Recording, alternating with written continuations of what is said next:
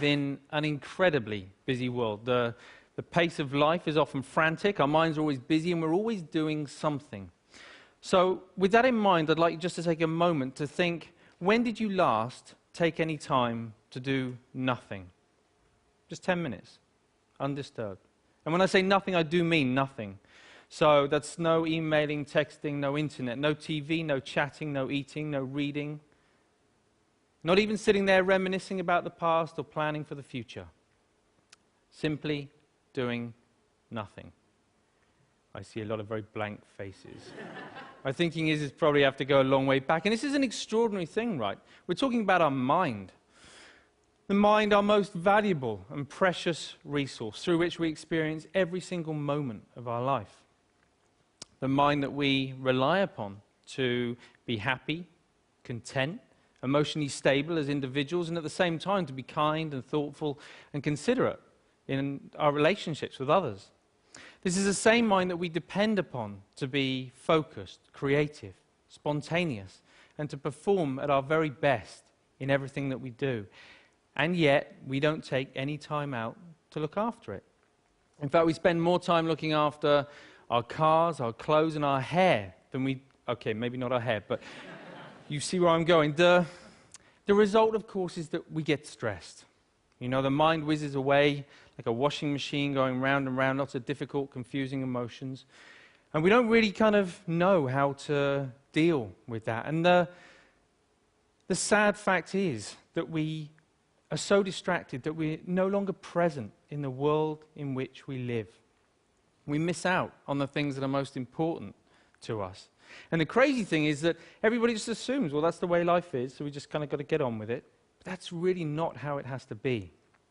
So I was about 11 when I went along to my first meditation class. And trust me, it had all the stereotypes that you can imagine, the sitting cross-legged on the floor, the incense, the herbal tea, the vegetarians, the whole deal.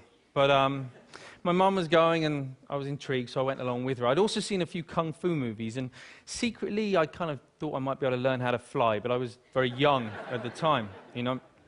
Now, as I was there, you know, I guess like a lot of people, I assumed that it was just an aspirin for the mind. You get stressed, you do some meditation. I hadn't really thought that it could be sort of preventative in nature. Until I was about sort of 20, when a number of things happened in my life in quite quick succession. Really serious things, which just flipped my life upside down. And all of a sudden, I was inundated with thoughts, inundated with difficult emotions that I didn't know how to cope with. Every time I sort of pushed one down, another one would just sort of pop back up again. It was a really very stressful time. I guess we all deal with stress in different ways. Some people will bury themselves in work, grateful for the distraction. Others will turn to their friends, their family, looking for support. Some people hit the bottle, start taking medication. My own way of dealing with it was to become a monk. So I quit my degree, I headed off to the Himalayas, I became a monk, and I started studying meditation. People often ask me, you know, what I learned from that time. Well, obviously it changed things, you know. Let's face it, becoming a celibate monk is going to change a number of things. But it was more than that. You know, it taught me, it gave me a greater appreciation and understanding for the present moment. By that, I mean not being lost in thought, not being distracted, not being overwhelmed by difficult emotions, but instead learning how to be in the here and now, how to be mindful, how to be present. I think the present moment is so underrated. It sounds so ordinary, and yet we spend so little time in the present moment that it's anything but ordinary. There was a research paper that came out of Harvard just recently that said on average our minds are lost in thought almost 47% of the time. 47%. At the same time, this sort of constant mind wandering is also a direct cause of unhappiness. Now, we're not here for that long anyway, but to spend almost half of our life lost in thought and potentially quite unhappy, don't know, it's just me, it kind of seems tragic, actually, especially when there's something we can do about it. When there's a positive, practical, achievable, scientifically proven technique which allows our mind to be more healthy, to be more mindful, and less distracted. And the beauty of it is that even though it kind of need only take about 10 minutes a day, it impacts our entire life. But we need to know how to do it. We need an exercise, we need a framework to learn how to be more mindful. That's essentially what meditation is. It's familiarizing ourselves with the present moment. But we also need to know how to approach it in the right way to get the best from it. And that's what these are for, in case you've been wondering. Because most people assume that meditation is all about sort of stopping thoughts, getting rid of emotions, somehow controlling the mind. But actually it's quite different from that. It's more about sort of stepping back, sort of seeing the thought clearly, witnessing it coming and going, emotions coming and going without judgment, but with a relaxed, focused mind. So for example, right now, if I focus too much on the balls, then there's no way that I can relax and talk to you at the same time. Equally, if I relax too much talking to you, then there's no way I can focus on the balls. I'm going to drop them. Now in life and in meditation, there'll be times when the focus becomes a little bit too intense and life starts to feel a bit like this. It's a very uncomfortable way to live life when we get this tight and stressed. At other times, we might take our foot off the gas a little bit too much and things just become a little bit like this. And of course, in meditation, we can end up falling asleep.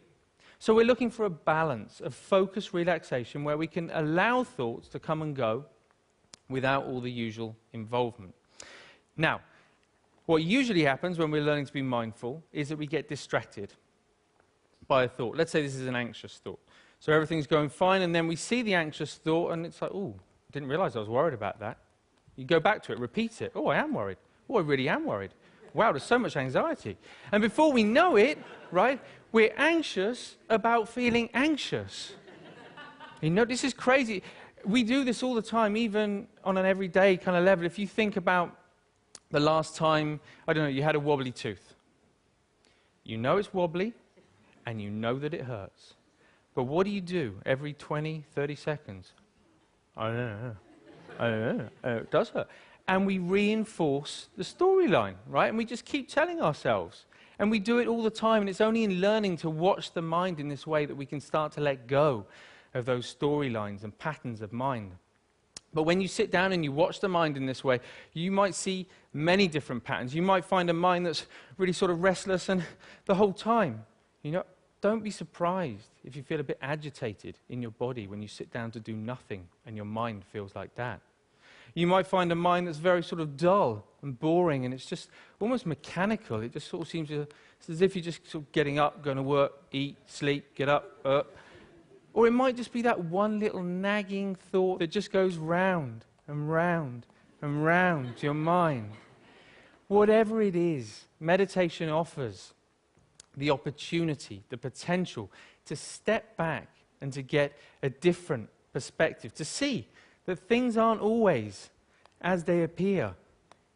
You know, we can't change every little thing that happens to us in life, but we can change the way that we experience it. That's the potential of meditation, of mindfulness. You don't have to burn any incense, and you definitely don't have to sit on the floor. All you need to do is to take 10 minutes out a day to step back, to familiarize yourself with the present moment so that you get to experience a greater sense of focus, calm, and clarity in your life. Thank you very much. Thank you.